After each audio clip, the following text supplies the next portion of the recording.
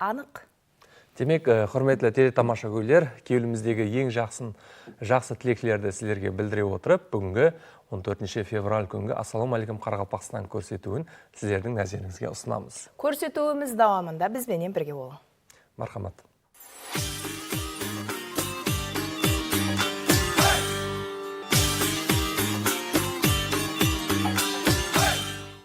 Құрметлі достар, мінекей көрсетуімізді бастап алдық. Бүгін демек 14 февраль санесі білесіз, әр жылы елімізде ұлы данышпан инсанлар, ұлы уламалар, сол тарихта жасап өткен шайырлар, жазушылардың сол туылған күндері, белгілі сәнелері әр жылы елімізде өткерілуі дәстүрге айланған. Мінекей 14 февраль санесі әмеңіз жақсы білесіз, Захириддин Мұхаммед Бабурдың туылған күні сыпатына әр жылы көтеріңкі рухта белгіленеді. Захириддин Мұхаммед Бабурды тек қана сол ұлы ойшыл, шайыр, данышпан сыпатында емес, ал сол мемлекет іскерлігінде әдеулі орны бар шахс сыпатында да біз жақсы танимыз. Дұрыс айтасыз, 1483-1530 жыллары жасап өткен Захириддин Мұхаммед Бабур адамзат мәдениеті шежіресінде терең із қалдырды. 47 жыллық өмір ішінде оғада кең көлемде қызмет көрсетіп, көркем сөз дүниясында өзінің таланты менен 7 ықылымға белгілі болған инсан. Демек, Бабурдың сол жасап өткен өмірі, оның шығармаларын үйрену де бүгінгі күнде давам етіп жатырды. Әлбетте, оның қалдырып кеткен өшпес мираслары біз үшін үлкен өрнек мектебі десек қателеспеген боламыз. Бұл инсан хақында білгенлерімізді еле де еске түсіру үшін, білмегенлерімізді үйрену үшін көрсетуіміз давамында меймандарымыз бенен сәубетлер көрсетуіміздің басында болса, осы инсан хақында сюжетіміз бар. Көрсетуімізді біргелікте давам еттірсін. Айтып өткеніңіздей, Дұрдана, енді осы темада, осы мазмұнда сәубетлесу үшін меймандарымыз бар дедік. Демек, меймандарымызды сіздерге таныстырып өтсек. Мінекей, Әжінез атындағы Нүкіс мемлекеттік педагогикалық институтының Өзбек әдебиеті кафедрасы доценті, филология ілімдері бойынша философия докторы Хамза Алламбергенов. Сонымен бір қатарда өзбек тілі һәм әдебиеті қанегерлігі магистранты Азада Өсербаева, 4-ші басқыш студенті Умида Сабуровалар. Ассалаумағалейкум, меймандар, студиямызға қош келіпсіз. Ассалаумағалейкум, қош келіпсіз. Бүгін сіздер үшін айрықша күн, айрықша байрам. Бүгінгі күніңізбен құттықтаймыз. Рахмет. Мінекей, дәслепкі сұрауымыз, ұлы саркарда сол мемлекеттік іскер Захириддин Мұхаммед Бабур хақында қаншама сөз етсек те арзайды. Оның өмірі, ұлыма дөретушілігі қандай да бір сол энциклопедияға теңесек болады. Бабурды жаһан цивилизациясы тарихында Ахметлі шах сыпатында білуімізге қандай себептер түрткі болған? Осы мазмұнда сөйлейтіміз бастаса. Haqiqatdan Захириддин Мұхаммед Бабур nafaqat sharq, balki bir dunyo sivilizatsiyasida juda katta bir o'ringa egadi. Chunki mana shu maskanda tug'ilib, yurtimizda tug'ilib o'sib, keyin Afg'oniston, Hindistonga o'tib, o'sha joylarning tarixi, madaniyati va taraqqiyotiga ham juda katta bir hissasini qo'shib oldi. Chunki birgina Boburnomaning o'zi dunyo sivilizatsiyasiga turli tomondan hissa qo'shadi. Unga murojaat qilinadigan tadqiqot obyekti bo'ladigan sohalar juda ko'p. Tarixshunoslar murojaat qiladi, adabiyotshunoslar o'sha davr til nuqtai nazardan o'rganishda ham Boburnoma juda katta manba vazifasini bajaradi. O'sha davr tili, madaniyati, urf-odatlarini o'rganishdi. Botaniklarning ham o'rganish obyekti. Bobur har bir giyoh, qaysi dorivor giyoh qayerda o'sadi, qaysi tomonda bo'ladi, xususiyatlarigacha batafsil berib o'tgan yoki geograflar uchun ham alohida bir obyekt, janubda nima bor, sharqda nima bor, shimolda nima, hamma joylarni batafsil xuddi bir biz uyg'onish davri olimlarini alloma deb ataganimizdek, Boburni ham turli tomondan biz kashf etamiz. Bu Boburnomaning bir xususiyati xolos. Bundan tashqari Bobur faqat bir asar bilangina cheklanib qolmadi. Umri mobaynida qancha go'zal she'rlar yaratdi, boshqa ilmiy asarlar yaratdi va ana shu jihat uning ensiklopedik olim sifatidagi salohiyatini belgilab beradi. Masalan, bizgacha yetib kelgan mana Qobul devoni she'ri yoki boshqa she'rlarida, devorlarga kirgan she'riyatlarda inson ko'nglining nozik bir kechinmalarini, ayniqsa vatan degan tushunchani, tarjimai hollik xususiyatini asarlarga singdirib yuborganki, ana shu xususiyat uning she'rlarini dilbar qildi. Yoki Boburning bir ensiklopedik olim sifatidagi salohiyati boshqa asarlardan ham namoyon bo'ladi. Biz bir qarasak, odatda biz shoir deb bilamizda. Boburni ko'proq yoki yozuvchi sifatida Boburnomadagi bir asarni yaratib bergan bir olim sifatida bilamiz. Yo'q, u bu bilangina cheklanmaydi.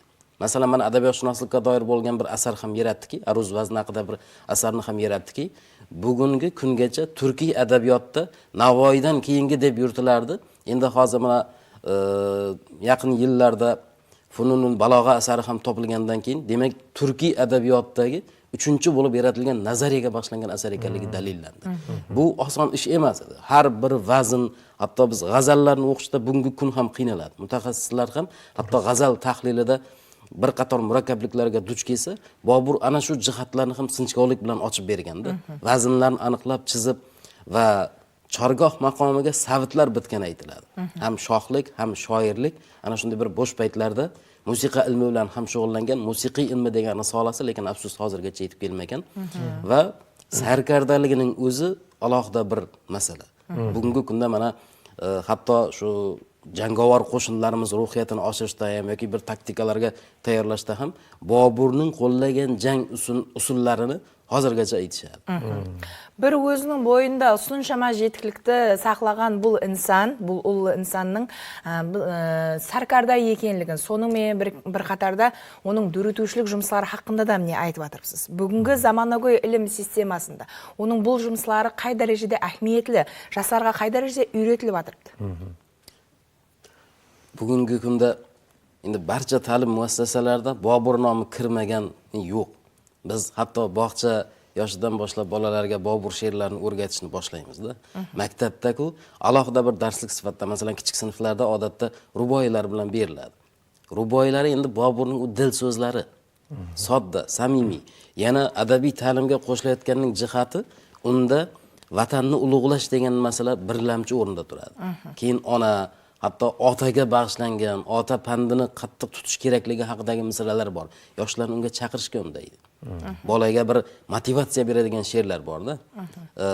Yuqori sinflarga boshlab biz Bobur nomini o'rgatamiz odatda va oliy ta'limda Bobur endi alohida bir shaxs sifatida odatda o'rgatilib boriladi. Boburni bolalarga yoki bo'lmasam yosh avlod tarbiyasida tutgan o'rni nihoyatda ulkan.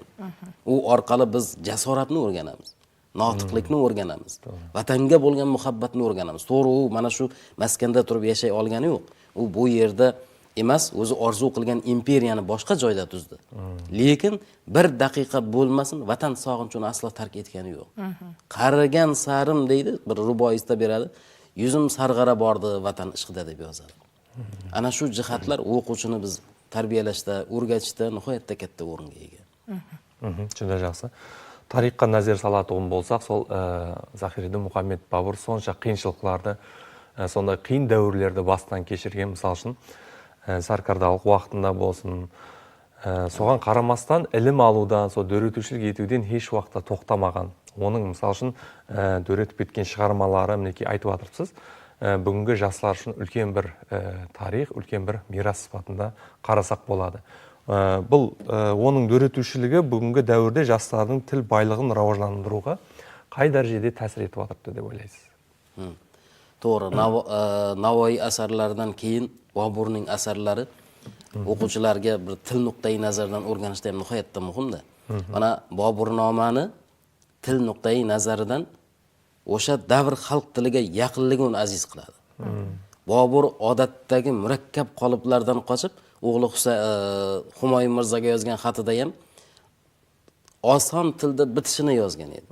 Va Boburnoma ham ana shunday bir sodda usulda bitilganki, nisbatan-da, to'g'ri biz endi arabcha jumlalarni yoki bo'lmasam farsiy birliklarni ham uchratamiz. Lekin ta'lim jarayonida bizga asqatadigani odatda darsliklarda lug'at bilan beriladi.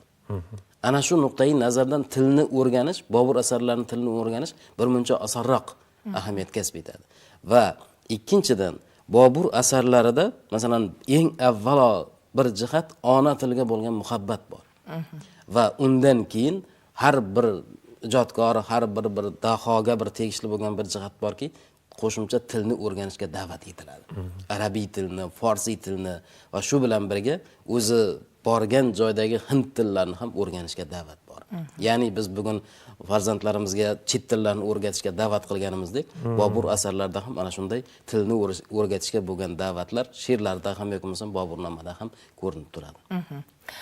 Осы инсанның шығармаларын білуде, үйренуде, мағынасын тереңірек түсінуде біздің әдебиятымыздың, біздің көркем әдебиятымыздың рауажлануына өзінің үлесін қосқан ұлы инсанлар, шайыр жазушыларымыз, солардың арасында Ұстаз Шарападин Аяповтың да, мәселен, мындай аудармалаған мағлұматында Бабур дөреткен этнография, география, табиғат, медицина, тарих біліміне тиесілі бай мағлұматларды өз ішіне қамтыған бұл атақлы Бабурнама музыкаға ұйқас һәм бұл өнер машқаларына бағышланған шығармаларымен бірге әскери жүріслері, әскери со жұмыслар хақында да сөз етілген. Ал бұл бойынша болса, бүгінгі күнде оқушыларды да бұл мағлұматлар лал қалдырады. Ал бұл бойынша қызларымыз не айтады? Осы инсанның қайсы тәріплері сіздерді өзіне тартқан, қайсы тәріплерін үйренуге, ұстазларыңыздан білуге әрекет етіп жатырсыз? Zahireddin Muhammad Boburning hayot va ijodiga to'xtalar ekanmiz. Albatta, uning umr yo'li biz uchun namuna tarzda olinganligini e'tiborga olishimiz, alohida bir jihat sifatida aytishimiz mumkin. Umuman olganda, Zahireddin Muhammad Boburning umumiy hayot yo'li haqida prezidentimiz quyidagi fikrlarni bildirgan edi. Ya'ni aql, ma'rifat, ilm-fan sohalarida Bobur hali hamon yashab kelmoqda. Ya'ni kim bu fikrga qo'shilgan tarzda biz ifodalashimiz mumkinki, Boburning har qaysi bir asari biz yoshlarning tarbiyasida alohida ahamiyatga ega. Javohirlar Neru ham o'zining bir qator asarlarida Bobur singari ijodkorning hali O'rta Osiyo hududida mavjud bo'lmaganligi, uning har bir asarlari va har bir asarlarda yaratilayotgan fikrlari ham aynan kishini lol qoldiradigan darajada ekanligini ham ifodalab berganligi alohida ahamiyatga loyiq deyishimiz mumkin. Umuman olganda shoirning ruboylari, umumiy asarlari haqida ham to'xtalar ekanmiz. Har birining mavzu jihatdan takrorlanmas ekanligi, haqiqat va his-tuyg'uning ayni bir maromda ifoda etilishi ham ayni bizning e'tiborimizni oladigan jihatlardan biri deyishimiz mumkin. Boburning mashhur bo'lgan Boburnoma memuar asar haqida to'xtalar ekanmiz. Ushbu asar 30 dan ortiq tilga tarjima qilingan. Ular orasida aynan qardosh qoraqalpoq tilimizni alohida aytib o'tishimiz mumkin. Aynan qoraqalpoq tiliga tarjima qilinishi 2023-yilda amalga oshirilgan hodisa sanalib, aynan ushbu hodisa orqali o'zbek va qoraqalpoq xalqlarining bir-biri bilan etnik jihatdan qardosh ekanligi va ularning ahil inoq yashayotganligini ham ifodalab bera oladi va bu asarning tarjima qilinish mahoratidagi yutug'imiz ham shundan iboratki, har bir o'quvchi bunda qoraqalpoq tilidagi aynan metaforalar va o'xshatishlar, til va adabiyotga loyiq bo'lgan har bir qismlar haqida alohida o'zining fikrlarini bildira oladi va keng ma'lumotlarni ola oladi deyishimiz mumkin albatta. Azada qizimiz, sizda qanday fikrlar bor, qanday ma'lumotlar bor? Bilamizki, Zahiriddin Muhammad Bobur she'riyatida ruboiy va g'azallar alohida ahamiyat kasb etadi. O'zbek va qoraqalpoq adabiy aloqalarida albatta bularning tarjimalarini ko'plab ko'rishimiz mumkin. Jumladan qoraqalpoq adabiyotining yirik vakillaridan biri Sag'inbay Ibragimov uning bir nechta ruboiylari va g'azallarini qoraqalpoq tiliga mohirona tarjima qilgan. Shulardan namunalar keltirsam. Qayg'uying cheka-cheka qarib tur Bobur. Rahim aylagil sendin borib tur Bobur, noranj yubordi sendin bilgay sen, ya'niki shu nav sarg'arib tur Bobur. Endi qoraqalpoq tilidagi tarjimasiga yuzlanadigan bo'lsak, seni havis yetib qartaydi Babur, sendan mehr kutib sharshadi Babur, narinj berdi sag'an bilgay sen, usimive kabi sarg'aydi Babur.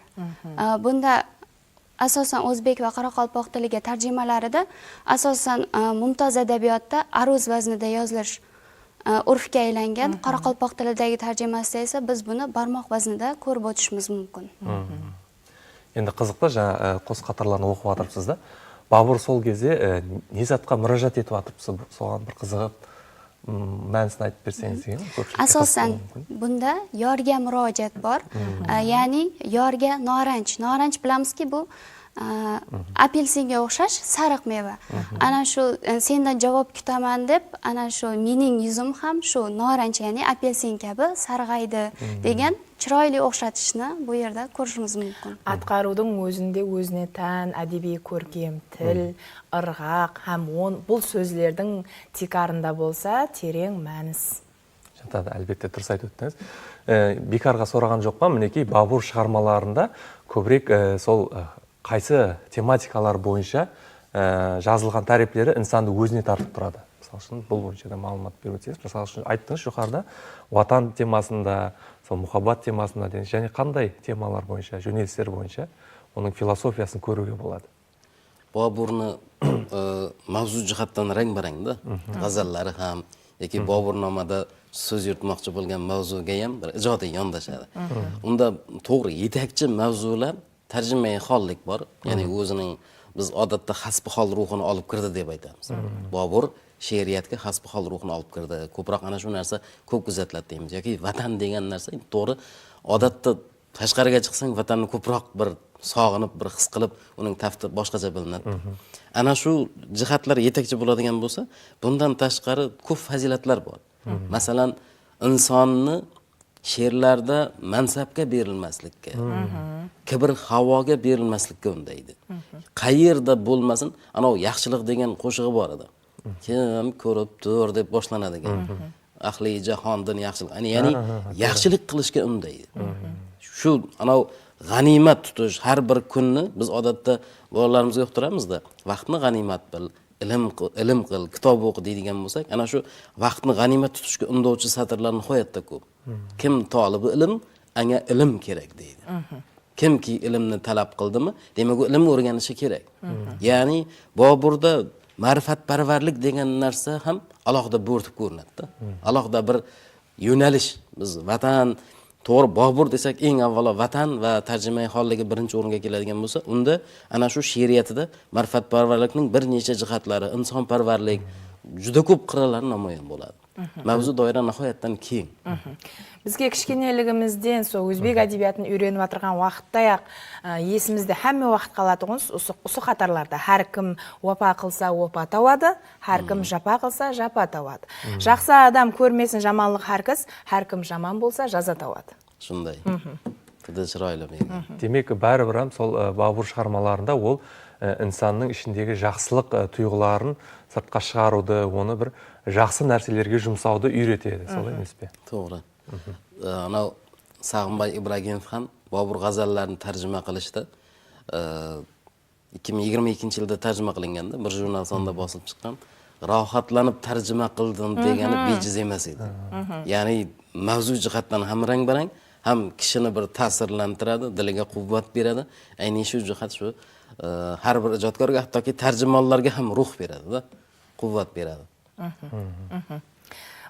Sizin hozir aytgan ma'lumotlaringizni men shu Sag'inboy Ibragimovning, ya'ni ustozding shu internet tarmoqlarına qo'ygan fikrlarinde ko'rganman, o'qiganman. Haqiqatында da siz aytganday rahatlanib audarmalagan шығармаларның biri bo'lganini o'zing tasdig'in bilsek, ko'rsek bo'ladi. Shunday. Juda yaxshi. Endi yana bir so'rov bor. Mineki Bobur meroslarining tarixi, adabiyot hamda siyosiy fanlar integratsiyasi tekarında үйрену qanday pedagogikalik natija beradi? Ya'ni pedagogika tarafında da. Bobur merosini pedagogika sohasida bugungi kunda alohida bir ilmiy tadqiqot obyekti sifatida ham xizmat qilyapti pedagoglarimiz uchun. Boburni qaysi jihatdan o'rgatish kerakligi, adabiy ta'limda Bobur asarlarini o'rgatish masalasi yoki takomillashtirish bo'yicha alohida ilmiy ishlar qilinyapti, texnologiyalarni qo'llash bo'yicha Bobur asarlarini o'rgatishda va bu jihat o'ylaymanki bir yaxshi narsa. Chunki muayyan bir ana shunday bir yurtimizdan yetishib chiqqan bir ensiklopedik ahamiyatga ega bo'lgan asarlarni o'rganish, uni ta'lim jarayonidan qo'llash faqat yaxshi samara beradi. Va savolingizda Bobur asarlarining tarixi, bugungi kundagi bu jihatga to'xtalsak, mana bilasizmi, Bobur bir ijodkor inson bo'lganda, yaratuvchi deb aytamizda. 20 yoshidayoq Hatta Boburiy degan alifbo yaratadi u. Bobur yashab turgan davrda endi mana 19-asrgacha arab alifbosidan foydalanib kelgan bo'lsak, hatto Boburiy degan alifbosida bir ixchamlashtirib bizning tilimizga yaqin bo'lgan bir alifbo yaratadi. Va mana shu alifboda Qur'oni Karim ham ko'chirtirilgan. Mana Andijonda Bobur va jahon madaniyati muzeyi barpo qilingan. Ana shu muzeyga yaqin yillarda istiqloldan keyin ana shu yurtimizdan vakillar borib, o'sha yoqdan so'rab, o'sha Bobur yaratgan alifboda ko'chirilgan Qur'on qo'lyozma nusxasini ham olib keldilar. Bugungi kunda ham Bobur asarlari yuqorida qizimiz aytganimizdek dunyoning ko'plab tillariga tarjima qilindi va qilinmoqda ham. Unga o'rganish, unga intilish bekorga emas. Бұл инсанның шығармаларын сондай әрбір инсан сүйіп, оқиды, сүйіп, тыңлайды, сүйіп, атқарады. Ярға мұхаббат, садықлық, ватанға айрықша сағыныш, мехір мұхаббат. Бұл шығармаларды оқып отырып, инсан тек қана өзіне үлгі алуы мүмкін. Демек, әлбетте бүгін меймандарымызбен әжайып жақсы сәубет болды. Күн темасына байланысты меймандарымызға өзіміздің minnettarшылығымызды білдіреміз. Алдағы жұмыстарыңызда тасқын табыстар болсын деп қаламыз. Оқуларыңызда табыстар тілейміз. Және жақсы жаңалықтар менің студиямызда күтіп қаламыз.